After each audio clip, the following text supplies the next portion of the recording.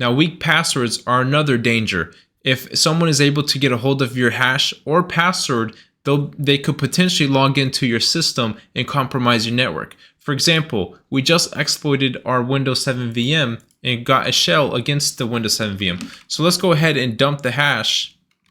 Let's go ahead and exit out of there and do hash dump. Now we see we have the administrator, guest, and John hash. Let's see if we can crack the John hash to log into our Windows 7 VM. So we'll just copy this part right here. We'll open up a browser, go to crackstation.net. That way we don't have to run anything locally. We can just crack it online.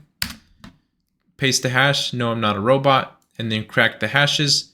Now we see we got this result. Now let's go ahead and try signing in. ALQFNA22. It's asking us to activate, but we can go ahead and cancel that. And we see that we are in the system. If we open up command prompt, do a quick who am I, we see that we are the user John.